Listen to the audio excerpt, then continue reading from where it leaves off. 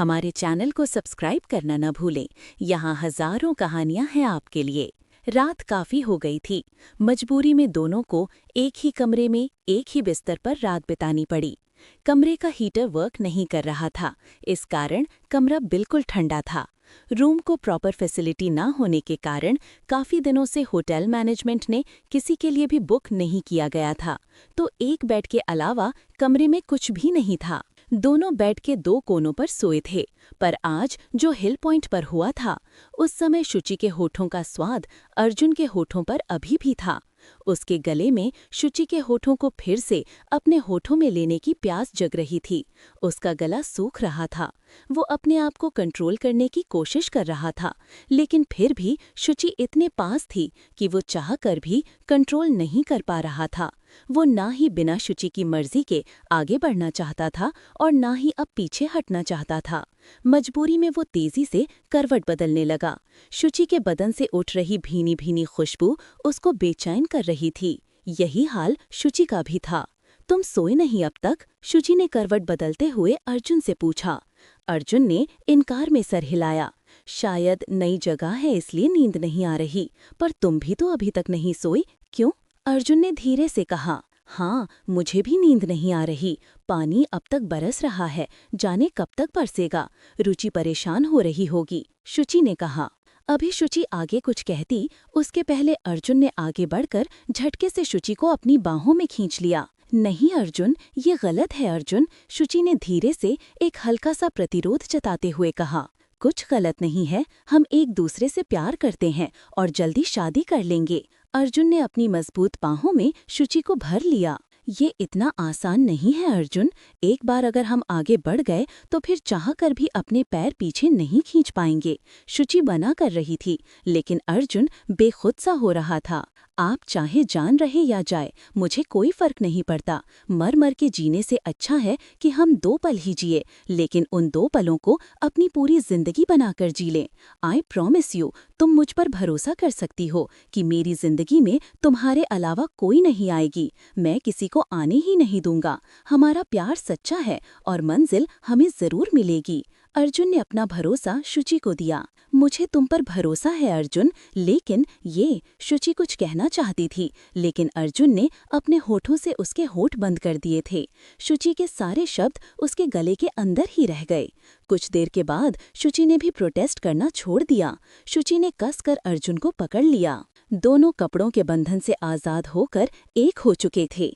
कमरे के बाहर का माहौल ठंडा था, पर कमरे के अंदर दोनों की गर्म सांसें साफ साफ सुनाई पड़ रही थीं। इन दोनों को तो अच्छी नींद आ गई थी, लेकिन कुछ लोगों की नींद उड़ गई थी। एक नए रिश्ते की शुरुआत तो हो गई थी, पर क्या जलते अंगारों में प्यार का फूल खिल पाएगा? इधर प्रारब्ध जी और आदित्य जी दोनों अलग ही टेंशन में अपने अपने कमरे में चक्कर काट रहे थे। सम्राट और आंचल एक साथ उस कमरे में दाखिल हुए जहां कि राजवीर सिंह चौहान उन लोगों का इंतजार कर रहा था। उसे एक होटल का कमरा बल्कि कॉन्फ्रेंस हॉल कहना ज्यादा उचित होगा, जिस कमरे को पूरी तरह से वीआईपी स्वीट जैसा मॉडर्न सुख सुविधाओं से युक्त बनाया गया था। कमरे के दरवाजे और दीवारें सफेद और ग्रे रंग के थे और इन्हीं रंगों से मिलते जुलते पर्दे भी लगाए हुए थे। लाइट की भी प्रॉपर अरेंजमेंट थी। इतनी ज्यादा रोशनी भी नहीं थी जो कि आंखों को परेशान करे। कुल मिलाकर कमरे का माहौल दिल को सुकून दे रहा था। एक बड़े से सोफे पर राजवीर सिंह चौहान अपने एक साथी के साथ बैठा हुआ था और उसके सामने एक बड़ी सी सेंटर टेबल रखी हुई थी, जिसके आजू बाजू 2 सिंगल सोफे रखे हुए थे। सेंट्रल टेबल पर बिल्कुल ताज़ा सफ़ेद ट्यूलिप के फूलों का एक खूबसूरत सा गुलदस्ता रखा हुआ था। सम्राट और आंचल ने एक साथ राजवीर सिंह चौहान को ग्रीट किया। राजवीर सिंह चौहान धीमे से मुस्कुराया, लेकिन ना ही इन लोगों के स्वागत में खड़ा हुआ और ना ही इन लोगों को अपने पास आकर बैठने का इशारा किया। उल्टा उसकी मुस्कुराहट जहर से बुझी हुई थी। आओ आओ, राणा के भेजे हुए बलि के बकरे और बकरी, मैं तुम दोनों का इंतजार कर रहा था। तब कैसे हो राठौर और राणावत के भावी कर्णधार? राजवीर सिंह चौहान ने कहा। उसके कहने का ऐसा अंदाज था जो कि सम्राट और आंचल दोनों को चुभा, लेकिन दोनों ने बिना कोई रिएक्शन दिए हुए एक दूसरे की तरफ देखा और 2 कदम आगे बढ़कर राजवीर सिंह चौहान के सामने खड़े हुए। राजवीर सिंह चौहान इन दोनों दोनों को देखकर ना खड़ा हुआ था और ना ही अपनी शान दिखाने में कोई कमी छोड़ी थी। वो अभी भी अपना दूसरा पैर मोड़कर अपने घुटने पर रखकर बैठा था। उसके अंदाज को देखकर ऐसा लग रहा था कि जाने कहाँ का महाराजा बैठा हुआ हो, जबकि राठौर और राणावत के सामने उसकी औकात एक चींटी भर थी। ये बात दोनों ही जानते थे। ये चीज भी आंचल और सम्राट दोनों को चुभी थी। पापा ठीक ही कह रहे थे, ये चौहान एक नंबर का घटिया आदमी है, सम्राट अपने मन में सोच रहा था। वहीं आंचल गौर से राजवीर सिंह चौहान की हर एक हरकत नोटिस कर रही थी। पहले तो उसे ये लगा कि साथ बैठा हुआ आदमी ही राजवीर सिंह चौहान है, लेकिन जिस तरह से उसने राणा के भेजे हुए बलि के बकरे और बकरी जैसा टॉन्ट किया था कि प्रारब्ध जी की बात उसके दिमाग में घूमने लगी थी। हमारे चैनल को सब्सक्राइब करना ना भूलें। यहाँ हजारों कहानियां हैं आपके लिए। पापा ठीक ही कह रहे थे, ये चौहान एक नंबर का घटिया आदमी है, सम्राट अपने मन में सोच रहा था। वहीं आंचल गौर से राजवीर सिंह चौहान की हर एक हरकत नोटिस कर रही थी। पहले उसे लगा कि साथ बैठा हुआ आदमी ही राजवीर सिंह चौहान है, लेकिन जिस तरह से उसने राणा के भेजे हुए बलि के बकरे और बकरी जैसा टॉन्ट किया था, प्रारब्ध जी की बात उसके दिमाग में घूमने लगी। राजवीर सिंह चौहान जब ये जान जाएगा कि हम उसके पास अपने काम से जा रहे हैं, तो वो अपने आप को बड़ा बताने से नहीं झुकेगा और कुछ ऐसा जरूर करेगा जिससे कि तुम अपना पेशेंस खो दो, ताकि उसे ना कहने का मौका मिल जाए। तुम उसे ऐसा मौका मत देना। जब तक उसकी बात तुम्हारे स्वाभिमान को चोट न करे, तब तक कुछ कंट्रोल में रहना। इस कारण उसे राजवीर सिंह चौहान को पहचानने में परेशानी नहीं हुई। मुझे गालियां देने से कुछ नहीं होने वाला है। अगर मेरे अंदर तुम दोनों के स्वागत करने का कोई अंदाज नहीं है, तो तुम दोनों ने भी मेरे साथ कुछ अच्छा नहीं किया है। मुझे भी तुम दोनों का मेरे पास आने का अंदाज कुछ खास पसंद नहीं आया है। राजवीर सिंह चौहान ने सम्राट और आंचल के अपने अपने सोच में डूबे हुए चेहरे को देखते हुए कहा। मतलब मैंने क्या किया तुम्हारे साथ जो कि तुम्हें अच्छा नहीं लगा? आंचल ने चौंकते हुए पूछा। लगता है कि प्रारब्ध सिंह राठौर ने अपनी अंग्रेजन बेटी को पूरी तरह से अंग्रेजी कल्चर में डालकर रखा है। हिंदुस्तानी कल्चर की एक झलक भी नहीं सिखाई, क्यों समर्थ? राजवीर सिंह चौहान अपने साथी से बोला। इधर सम्राट की नजर राजवीर सिंह चौहान के साथी के चेहरे पर जमी हुई थी। ये आदमी मुझे इतना देखा देखा जाना पहचाना क्यों लग रहा है? ऐसा क्यों लग रहा है जैसे कि इसको मैं जानता हूँ, या फिर इस चेहरे को मैंने कहीं देखा है? सम्राट अभी तक राजवीर सिंह चौहान के साथ बैठे हुए आदमी पर सोच रहा था, लेकिन जैसे ही उसने राजवीर सिंह चौहान के मुंह से समर्थ नाम सुना, सम्राट को हैरत का एक झटका सा लगा। समर्थ सिंह राणा? सम्राट ने अपने डाउट को एक नाम दिया। लेकिन ऐसा कैसे हो सकता है? समर्थ अंकल को तो मरे हुए 22 साल हो गए हैं। खुद छोटे पापा ने उन्हें गोली मारी थी, और उसके बाद जो बवाल हुआ था। सम्राट अपने होठों को दांतों में दबाए हुए अपने मन में सोच रहा था। कहना क्या चाहते हो? इधर आंचल राजवीर सिंह चौहान के मुंह से अपने लिए प्रारब्ध सिंह राठौर की अंग्रेजन बेटी के संबोधन पर भड़क उठी थी। आंचल की आवाज अच्छी खासी तेज थी, जिसने सम्राट की सोचों के तार को तोड़ दिया था। उसने एक उड़ती हुई नजर आंचल पर डाली और मन ही मन धीरे से मुस्कुराया। राठौर का पत्ता कट गया मिस।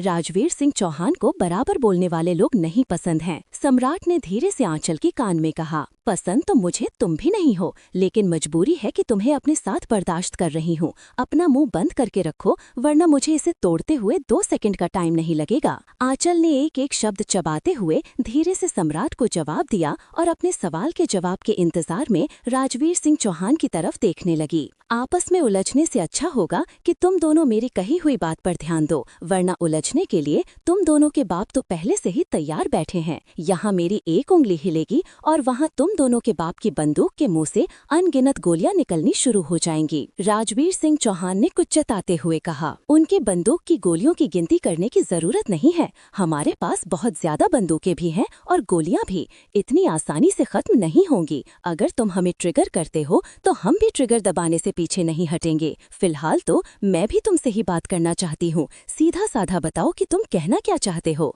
आंचल ने फुल एटीट्यूड के साथ पूछा। तुम्हारे तो हर एक अंदाज में प्रारब्ध सिंह राठौर साफ साफ झलकता है। वही एटीट्यूड, वही अंदाज, बस रंग और रूप तुम्हारी माँ का है। वैसे मुद्दे की बात पर आते हैं। मैं तो सीधा साधा कहना चाहता हूँ, पर मेरी सीधी कही हुई बात तुम दोनों के बाप को भी नहीं समझ में आती। तुम दोनों को कहाँ से समझ में आएगी? तुम लोगों को भी तो अपने बाप की तरह राणा के शहद में भिगोए हुए जूते खाने की आदत है। क्यों सम्राट, मैं सच कह रहा हूँ ना? राजवीर सिंह चौहान ने अब की बार सम्राट को लपकते हुए कहा। बात बात में पापा को बीच में लाने की जरूरत नहीं है। तुमसे बात करने हम आए हैं तो हमारे बारे में बोलो। हम राजवीर सिंह चौहान ने जैसे सम्राट के हम शब्द का मजाक उड़ाया। आज तक तो तुम दोनों के बापू ने कभी बीते हुए 22 वर्षों में एक दूसरे के साथ के लिए हम शब्द का उपयोग ही नहीं किया, पर तुम दोनों एक दूसरे को अपना समझ रहे हो। अच्छा लगा, राजवीर सिंह चौहान ने कुछ तारीफ के अंदाज में कहा। राजवीर सिंह चौहान की इस बात पर दोनों ने एक दूसरे की तरफ देखा। जहाँ आंचल की आंखों में चिढ़ थी, वहीं सम्राट का चेहरा बिल्कुल सपाट था। लेकिन इस बार दोनों में से किसी ने भी राजवीर सिंह चौहान की इस बात का जवाब नहीं दिया। वाह, तुम्हारे बारे में तो बिल्कुल सही न्यूज मिली है हमें। द ग्रेट मिस्टर सम्राट सिंह राणावत, तुम्हारे अंदर तो सीनियर राणावत से ज्यादा समझदारी भरी हुई है, वरना वो दोनों तो नंबर 1 अव्वल दर्जे के गधे हैं। एक जो तुम्हारा बाप है वो तो अपने राणा भाई साहब के पैर के नीचे से उठना नहीं चाहता, तो दूसरा तुम्हारा चाचा जो अपने गुस्से और घमंड में किसी के आगे झुकना नहीं चाहता, पर तुम अपनी अकड़ के साथ साथ अपनी समझदारी भी साथ लेकर चलते हो। राजवीर सिंह चौहान ने इस बार सम्राट को ट्रिगर किया और इसका नतीजा तुरंत देखने को मिला। हमारे चैनल को सब्सक्राइब करना न भूलें। यहाँ हजारों कहानियां हैं आपके लिए। देखो राजवीर सिंह चौहान, हम दोनों फादर्स का क्या स्टेटस है, उनके काम करने का ढंग क्या है, ये बात तो हम दोनों अच्छी तरह से जानते हैं। लेकिन कभी तुम भी उन लोगों के साथ काम कर चुके हो, इसलिए इस बात से अनजान तुम भी नहीं हो। लेकिन अगर हम इस मैटर पर डिस्कस ना करके सीधे सीधे इस मैटर पर डिस्कस करें कि तुम हमारे साथ काम करोगे या नहीं, तो ज्यादा बेहतर होगा। आंचल ने बराबर गुस्सा जताते हुए राजवीर सिंह चौहान के सामने पूरी अकड़ के साथ साफ कर दिया। ठीक है, तो हम भी साफ साफ ही बात करते हैं। लेकिन एक बात मैं जरूर इस बार मान लूंगा कि राणावत और राठौड़ ने पहली बार अक्लमंदी का काम किया है तुम दोनों को यहाँ भेजकर, और उनकी इस पहली अक्लमंदी के काम का सम्मान करते हुए मैं तुम लोगों का खुले दिल से स्वागत करता हूँ। राजवीर सिंह चौहान अपनी जगह से उठकर खड़ा हुआ बोला, आओ और अपने अपनी जगह पर बैठो। राजवीर सिंह चौहान ने अपने आजू बाजू लगे हुए दोनों सोफे पर उन दोनों को बैठने का इशारा किया। एकाएक राजवीर सिंह चौहान के बदले हुए इस व्यवहार को देखकर सम्राट और आंचल ने एक दूसरे की तरफ देखा, जैसे उन्हें कुछ समझ नहीं आया, पर फिर भी दोनों अपनी अपनी जगह पर आकर बैठ गए और उन दोनों के बैठने के साथ ही राजवीर सिंह चौहान भी बैठ गया। कमाल का इंसान है ये चौहान, जितनी तेजी से गिरगिट नहीं रंग बदलता, उतनी तेजी से तो इसका व्यवहार बदल रहा है। आखिर ये चाहता क्या है? और जब ये इस चीज को जानता है कि हम दोनों इसके पास एक ही काम के लिए आए हैं, तो फिर एक साथ हम लोगों को यहाँ बुलाने के पीछे इसका क्या मकसद है? सम्राट और आंचल दोनों अपने अपने मन में सोच रहे थे, पर उनकी नजर राजवीर सिंह चौहान के चेहरे पर ही जमी हुई थी, जिसके चेहरे पर एक रहस्यमयी मुस्कुराहट खेल रही थी, जो कि शायद इन दोनों के दिमाग में चल रही हर एक बात से वाकिफ था। पर जाने उसके दिमाग में क्या चल रहा था। एकाएक राजवीर सिंह चौहान के बदले हुए इस व्यवहार को देखकर सम्राट और आंचल ने एक दूसरे की तरफ देखा, जैसे उन्हें कुछ समझ नहीं आया, पर फिर भी दोनों ने अपने कंधे उचका दिए, जैसे कि उन्हें इस चीज से कोई फर्क नहीं पड़ता। फिर अपनी अपनी जगह पर आकर बैठ गए और उन दोनों के बैठने के साथ ही राजवीर सिंह चौहान भी बैठ गया। अब बोलो, क्या चाहते हो तुम दोनों मुझसे? क्यों मुझसे मिलना चाहते हो? और इफ कदिर मजनू की तरह मेरा इंतजार क्यों कर रहे हो? पहले मैं तुम ही लोगों की बात सुन लेता हूँ। राजवीर सिंह चौहान ने मुद्दे पर आते हुए कहा, मैं तुमसे, आंचल और सम्राट ने एक साथ कहा, एक मिनट एक एक करके बोलो। मैं दोनों को न केवल बोलने का बल्कि अपनी पूरी बात रखने का मौका दूंगा, इसलिए शांति से अपनी बात करो। राजवीर सिंह चौहान ने कहा। राजवीर सिंह चौहान की बात सुनकर दोनों ने हाँ में सिर हिलाया और फिर बोलने के लिए मुंह खोला, लेकिन फिर इस बार दोनों ने एक साथ ही अपने होठों से आवाज निकाली और उसका साथी मुस्कुरा दिया। पहले आपस में ये तो डिसाइड कर लो कि पहले कौन बोलेगा। राजवीर सिंह चौहान ने फैसला दोनों के ऊपर छोड़ दिया। पहले मैं आया था तो पहले मैं बोलूंगा, सम्राट ने कहा। ऐसा इंडिया के कानून की किस किताब में लिखा है कि तुम पहले आओ तो तुम्हें पहले बोलने का मौका दिया जाएगा? वैसे फॉर योर काइंड इन्फॉर्मेशन, तुम और मैं एक साथ इस कमरे में आए हैं, इसलिए पहले मैं बोलूंगी। आंचल तड़कते हुए बोली, बात कमरे में आने की नहीं है, मैं इनसे मिलने के लिए 3 दिन से टाइम मांग रहा हूँ, इसलिए पहले मैं अपनी बात रख लूंगा। तुम मुझे नहीं रोक सकती आज, सम्राट ने साफ किया। और मुझे इन्होंने मिलने के लिए सिर्फ 3 मिनट में ही टाइम दे दिया है, इसलिए पहले मैं अपनी बात रखूंगी। मैं भी देखती हूँ कि तुम मुझे कैसे रोकते हो। अब बस भी करो तुम दोनों। मुझे बोल रहे हो कि हमारे फादर्स को बीच में मत लाओ, और तुम दोनों उनकी अकड़ और झगड़े को लेकर यहाँ आए हो। कहाँ तो मैं सोच रहा था कि तुम दोनों आशुतोष और आदित्य से समझदार हो, लेकिन सम्राट, तुम तो आशुतोष क्या, आदित्य से भी गए गुजरे हो। और आंचल, तुमसे तो ये उम्मीद बिल्कुल नहीं थी। प्रारब्ध के अंदर बड़प्पन है, वो इतनी जल्दी आदित्य की बातों पर हाइपर नहीं होता। राजवीर सिंह चौहान हल्के से गुस्सा कर बोला, ये राणावत और राठौर है राजवीर, इनसे कुछ सही की उम्मीद करना ही बेकार है। गलती हमारी है जो हमने बबूल के पेड़ों पर आम के उगने की सोची थी। बांस की बांसवाड़ी में बांस ही उगता है। राजवीर सिंह चौहान का साथी बहुत अफसोस से सर हिलाते हुए बोला, आप ऐसा कैसे कह सकते हैं? आंचल ने तुरंत ऑब्जेक्शन किया। उनसे उलझने से अच्छा होगा कि तुम लोग पहले आपस में क्लियर करो कि तुम लोगों को क्या करना है, कैसे कैसे अपनी बात कहनी है, वरना महाभारत का युद्ध करने के लिए कौरव और पांडव की तरह राणावत और राठौर पहले से ही तैयार बैठे हैं। और एक बात और, यहाँ पर कोई महाभारत का युद्ध नहीं छिड़ा हुआ है कि तुम दोनों दुर्योधन की तरह आपस में लड़ रहे हो, जो कि कृष्ण के पास अपने लिए मदद मांगने आया था। और ना ही मैं कोई कृष्ण हूँ जो उनकी तरह ये डिसीजन दे दूं कि जो मदद मांगने पहले आएगा उसको पहले चुनने का अधिकार दिया जाएगा। तुम दोनों अपनी अपनी बात एक एक करके रख सकते हो। तुम दोनों की बात सुनने के बाद मैं खुद डिसाइड करूंगा कि मुझे क्या करना है। इसलिए आपस में लड़ने के बजाय अपनी अपनी बात कर ली मेरे सामने। राजवीर सिंह चौहान ने कहा, हमारे चैनल को सब्सक्राइब करना न भूलें। यहाँ हजारों कहानियाँ हैं आपके लिए। यहाँ पर मैं भी एक बात कहना चाहता हूँ।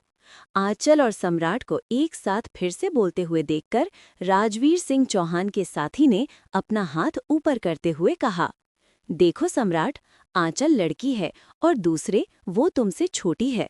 भले ही आंचल को हमारे देश की संस्कृति और संस्कार के बारे में नहीं पता, पर हम तो जानते हैं ना, और उसको फॉलो भी करते हैं। इसलिए मैं चाहूंगा कि तुम खुद पहले आंचल को अपनी बात रखने का मौका दो। राजवीर सिंह चौहान के साथी ने कहा। सम्राट ने हाँ में सर हिलाते हुए आंचल की तरफ इशारा कर दिया।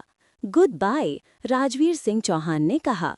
मानना पड़ेगा समर्थ, भले ही तुम राणा की तरह दगाबाज नहीं हो, लेकिन राणा की तरह तुम्हारे अंदर राठौर और राणावत को एक साथ रखने की कला है। तुमने एक ही झटके में इन दोनों का सबसे मुश्किल मैटर सुलझा दिया। राजवीर सिंह चौहान तारीफ करते हुए बोला। लेकिन उसकी बात सुनकर उसका साथी, जिसका नाम समर्थ था, वो उदासी से मुस्कुरा दिया।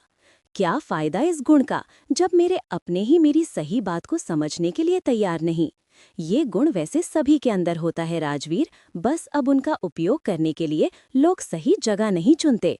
खैर छोड़ो इस बात को, इन लोगों की बात सुनते हैं, उसके बाद हम अपनी बात भी करेंगे, समर्थ सिंह ने कहा। अब सम्राट के डाउट को तो जैसे बिल्कुल क्लैरिफिकेशन मिल गया था कि राजवीर सिंह चौहान के साथ बैठा हुआ ये आदमी निश्चित रूप से समर्थ सिंह राणा ही है। वो आगे बोलना चाहता था, लेकिन तब तक राजवीर सिंह चौहान ने आंचल को बोलने का मौका दे दिया था। अब तुम बोलो आंचल, क्या कहना चाहती हो तुम? राजवीर सिंह चौहान ने आंचल की तरफ देखते हुए कहा। मुझे बात घुमा फिराकर नहीं कहना आता है, इसलिए मैं कम शब्दों में ही सीधी सीधी बात कहूंगी। देखो राजवीर सिंह चौहान, तुम भी बिजनेसमैन और हम भी बिजनेसमैन हैं। हम दोनों बिजनेस करते हैं और हमारे हित एक दूसरे से जुड़े हुए हैं, इसमें कोई शक नहीं है। बिजनेस का सबसे पहला उसूल ये है कि बिजनेस वही करना फायदेमंद होता है जहां सबसे ज्यादा प्रॉफिट मिले। मैं तुम्हारे लिए ऐसा ही एक प्रॉफिट का डील एनिमी फॉरएवर की तरफ से लेकर आई हूँ, आंचल ने कहा। एनिमी फॉरएवर की तरफ से मतलब कि तुम यहाँ पर राठौर की तरफ से बात करने नहीं आई हो? समर्थ सिंह और राजवीर सिंह दोनों एक साथ चौंके थे। हाँ, मैं यहाँ पर तुमसे राठौर की तरफ से ही बात करने के लिए आई हूँ, लेकिन मेरा सौदा एनिमी फॉरएवर की तरफ से है। जैसा कि तुम जानते हो कि इंडिया में इलेक्शन होने वाले हैं, और तुम्हारी बातों से मैं इतना तो जरूर समझ गई हूँ कि तुम इंडिया में हमारे न सिर्फ पूरे परिवार को बल्कि वहाँ के एक एक बंदे को जानते हो। इसलिए शॉर्ट फॉर्म में सुन लो। राणा अंकल ने डैड से कहा है कि तुम इलेक्शन में जिनको सपोर्ट करोगे, आगामी विधानसभा के इलेक्शन में राणा अंकल का वोट उसी तरफ ही होगा। मैं चाहती हूँ कि इलेक्शन में सपोर्ट तुम मेरे फूफा जी को करो। उसके बदले में मैं तुम्हें यूके में तुम्हारे बिजनेस को सपोर्ट करूंगी। तुम यूके में जिस चीज का चाहो उस चीज का बिजनेस कर सकते हो। वहां पर अब तुम्हें कोई प्रॉब्लम नहीं होगी। एनिमी फॉरएवर बिना किसी शर्त के फुल सपोर्ट तुम्हारे साथ खड़ा रहेगा। ज्यादा टाइम ना लेते हुए आंचल ने अपनी पूरी बात के साथ साथ अपना ऑफर बिल्कुल साफ कह दिया। राजवीर सिंह चौहान और उसके साथ समर्थ सिंह ने एक दूसरे की तरफ देखा और मुस्कुरा दिए। मानना पड़ेगा प्रारब्ध को। प्रारब्ध की बेटी उसके जैसी है, ना कहन तो दूर सोचने समझने का भी कोई मौका नहीं देती। समर्थ सिंह ने आंचल के ऑफर की तारीफ करते हुए कहा, हाँ, लेकिन पहले अब सम्राट की भी बात सुन लेते हैं। कहो सम्राट, तुम्हारे पास मेरे लिए क्या ऑफर है? क्योंकि आंचल ने तो पहले ही ब्रीफ कर दिया और इससे भी पहले से मैं ये जानता हूँ कि तुम यहाँ पर क्यों आए हो। इसलिए सीधे साधे ऑफर की बात करते हैं। बताओ, तुम्हारे पास क्या ऑफर है? राजवीर सिंह ने पूछा। मेरे पास तुम्हारे लिए कोई ऑफर नहीं है, सम्राट ने एक बार में साफ कह दिया। तो फिर यहाँ किस लिए आए हो? राजवीर सिंह चौहान ने पूछा। जाहिर सी बात है, मैं भी तुमसे इंडियन इलेक्शन में अपने पापा के लिए सपोर्ट मांगने आया हूँ। पर फिलहाल मेरे पास कोई ऐसा ऑफर नहीं है जो मैं तुमको तुम्हारे इस सपोर्ट के बदले में दे सकूं, क्योंकि मैं पहले ही तुम्हारे सपोर्ट की कीमत सुन चुका हूं। और जब मेरे पास इतनी कीमत, तो जाहिर सी बात है मैं इसमें बोली नहीं लगा सकता। पर हाँ, इतना वादा जरूर करता हूँ कि अगर तुम इस इलेक्शन में मेरे पापा का सपोर्ट करते हो तो तुम्हें जब कभी भी कहीं भी मेरे सपोर्ट की जरूरत होगी तो बिना किसी शर्त के मुझे अपने साथ पाओगे। ये सम्राट सिंह राणावत का वादा है तुमसे, सम्राट ने कहा। सम्राट सिंह राणावत की बात सुनकर समर्थ सिंह और राजवीर सिंह चौहान ने एक दूसरे की तरफ मुस्कुराते हुए देखा। उनकी मुस्कुराहट से साफ ऐसा पता चल रहा था जैसे कि वो जो चाहते थे वो हो गया है। लेकिन फिर भी दोनों ने आंखों ही आंखों में सम्राट को अपनी कसौटी पर खरा उतरने का मौका दिया। अपनी बात पर एक बार फिर से सोच लो सम्राट, क्योंकि अगर तुम अपनी बात से पलटे तो फिर राजवीर सिंह चौहान तुम्हें दुनिया से पलट देगा। राजवीर सिंह चौहान ने सम्राट को मौका देते हुए कहा। सम्राट सिंह राणावत सोच समझकर ही बोलता है। तुम बस इतना याद रखो कि मैं एक ठाकुर हूँ और ठाकुर अपनी जबान से कभी नहीं पलटते, सम्राट ने बिल्कुल ठोस शब्दों में कहा। तो ठीक है, मैंने तुम दोनों का ऑफर सुना, तुम दोनों जो कहना चाहते हो वो भी सुना। अब तुम दोनों भी अब मेरा फैसला सुन लो, राजवीर सिंह चौहान ने कहा। सम्राट और आंचल दोनों के दिल की धड़कन बढ़ी हुई थी। ना जाने राजवीर सिंह चौहान क्या फैसला सुनाने वाला था और उसका वोट किसके पक्ष में जाने वाला था। पर कमरे में इतनी शांति हो गई थी कि दिल की धड़कन भी घड़ी की सुइयों की तरह धक धक करती हुई सुनाई पड़ रही थी। हमारे चैनल को सब्सक्राइब करना ना भूलें। यहाँ हजारों कहानियाँ हैं आपके लिए। मैंने तुम दोनों का ऑफर सुना, तुम दोनों जो कहना चाहते हो वो भी सुना। अब तुम दोनों मेरा फैसला सुन लो, राजवीर सिंह चौहान ने कहा। सम्राट और आंचल दोनों के दिल की धड़कन बढ़ी हुई थी। बहुत सोच विचार करने के बाद मैं इस नतीजे पर पहुंचा हूं कि तुम दोनों का ऑफर मेरे लिए बहुत फायदेमंद है। सच कहूं तो मुझे तुम दोनों की ही जरूरत है और तुम दोनों का ही सपोर्ट मुझे चाहिए। लेकिन राजवीर सिंह चौहान ने रुकते हुए कहा, लेकिन क्या? फैसला तो तुमको किसी एक के पक्ष में ही करना होगा, आंचल ने बीच में बोलते हुए कहा। मुझे बीच में बोलने वाले लोग पसंद नहीं हैं, राजवीर सिंह चौहान ने बिना किसी लिहाज के साफ कहा। और मुझे बेवजह नखरे दिखाने वाले लोग पसंद नहीं हैं, आंचल ने धीरे से कहा। वो राजवीर सिंह चौहान की बातों से चिढ़ बैठी थी, लेकिन उसकी गलती थी इसलिए मन मसोस कर रह गई। पर शायद धीरे से भी बोली गई उसकी ये बात राजवीर सिंह चौहान को साफ सुनाई दी थी, इसलिए उसने एक गुस्से से भरी नज़र उसके ऊपर डाली और फिर कहा, तुम बताओगी? मुझे तब पता चलेगा कि मुझे क्या करना है। क्या मैं तुम्हें इतना बेवकूफ़ दिखता हूँ? मैं ये अच्छी तरह से जानता हूँ कि फैसला मुझे एक के ही पक्ष में करना होगा, वरना तुम दोनों के बाप बिना मेरा फैसला सुने ही आपस में लड़ कट करके मर जाएंगे। मैं उन लोगों जैसा इतना भी बेवकूफ़ नहीं हूँ जो किसी के कहने पर कि कौवा कान लेकर भाग गया तो बिना अपने कान को देखे हुए कौवे के पीछे डंडा लेकर दौड़ जाऊंगा। इतनी मेरे अंदर अक्ल है कि मुझे कैसे शांति बनानी है और कैसे काम निकालना है। राजवीर सिंह चौहान बोला, देखो राजवीर सिंह चौहान, ये डील होती है या नहीं होती है, ये तो बात की बात है, जो पूरी तरह से तुम्हारी मर्जी पर डिपेंड है कि तुम हम दोनों में किसके साथ डील करना पसंद करोगे। लेकिन जब हम तुम्हारी बातों का सम्मान कर रहे हैं तो तुम्हें भी हमारी कही हुई बातों का सम्मान करना होगा, क्योंकि सौदेबाजी का ये पहला उसूल है, एक हाथ से दो, एक हाथ से लो। मैं पहले भी बोल चुकी हूँ, फिर बोल रही हूँ, अभी मेरी गलती थी, इसलिए उसके लिए सॉरी भी बोल रही हूँ। मुझे तुम्हें बीच में नहीं रोकना चाहिए था, लेकिन हर बात में हमारे फादर्स को बीच में लाने की जरूरत नहीं है। हम तुम्हारे पास इज्जत से आए हैं और यही एक्सेप्ट करते हैं कि तुम भी हमसे इज्जत से बात करो। हाँ राजवीर, इस चीज के लिए मैं भी तुमसे रिक्वेस्ट करूंगा। हम दोनों के फादर जानते हैं कि उनकी तुमसे नहीं बनती, तुम उनकी बात नहीं सुनोगे या फिर वे तुम्हारी बात को नहीं सह पाएंगे, इसलिए उन्होंने खुद न आकर हम भेजे हैं। किस लिए? ताकि बात केवल बात से ही अंजाम पा सके। तो फिर हमारी रिक्वेस्ट को समझो। तुम्हारे एक डिसीजन पर पूरे मुंबई का नहीं बल्कि पूरे महाराष्ट्र का फ्यूचर डिपेंड करता है। सही से समझो तो पूरी तरह से भारत की सक्रिय राजनीति को भी केवल एक तुम्हारा वोट प्रभावित करता है, क्योंकि मुंबई भारत की आर्थिक राजधानी है, इकोनॉमिक कैपिटल है। ये बात हमें बताने की जरूरत नहीं है कि तुम जिसको अपना सपोर्ट दे दोगे वही मुंबई का अगला सीएम होगा, चाहे वो राठौर की तरफ से हो या फिर राणावत की तरफ से। एक तरह से पूरा मुंबई उसके अधिकार में आ जाएगा। लेकिन अगर तुम इसमें ये भूल जाते हो कि राणावत और राठौर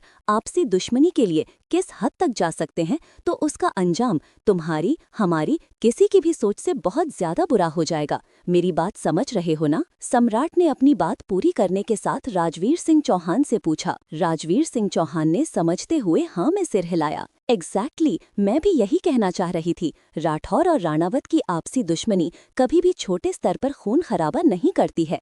मैंने देखा नहीं है पर मैंने सुना है। पर तुम बड़े हो, आई एम सॉरी, मुझे तुम मेरे डैड की उम्र के लगते हो, तो तुम्हें इसका अंदाजा भी होगा। इसलिए डिसीजन सोच कर करना। चाहो तो तुम 1 या 2 दिन का समय भी ले सकते हो। बाकी तुम जो भी डिसीजन लोगे हम उसके रिस्पेक्ट करेंगे। सम्राट ने भी आंचल के साथ सहमति जताई। तो फिर मेरी भी बात सुनो। अगर मेरी ओर से रिस्पेक्ट चाहते हो तुम दोनों को पहले मुझे भी रिस्पेक्ट देना होगा। राजवीर सिंह चौहान अपने बाएं पैर, जिसे उसने मोड़कर दाएं पैर के घुटने पर रखा था, उसे नीचे रखते हुए बिल्कुल सीरियस टोन में बोला। राजवीर सिंह चौहान की हरकतें जानबूझकर ऐसी हो रही थीं जैसे कि वो इन दोनों को मैक्सिमम पॉइंट तक ट्रिगर करके आजमा रहा था कि इन दोनों के अंदर बर्दाश्त की क्षमता कितनी है।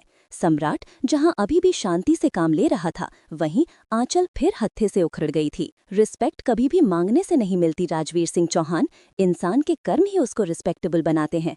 अगर इंसान के कर्म अच्छे हों तो खुद ब खुद दिल से रिस्पेक्ट करने की इच्छा हो जाती है, आंचल ने कहा। सम्राट ने आंखें चमकाते हुए सिर हिलाया, जैसे आंचल की बात से वो पूरी तरह से अग्री कर रहा हो। लेकिन राजवीर सिंह चौहान और उसका साथी समर्थ सिंह दोनों मुस्कुरा दिए। तुम्हारे कहने के अनुसार मुझे देखकर तुम दोनों को रिस्पेक्ट करने की इच्छा नहीं जाग रही? इस बार राजवीर सिंह चौहान ने बिल्कुल शांत आवाज में पूछा। आंचल ने इनकार में सिर हिलाया। नहीं, ऐसी बात नहीं है। तो फिर कैसी बात है? राजवीर सिंह चौहान ने दिलचस्पी के साथ पूछा।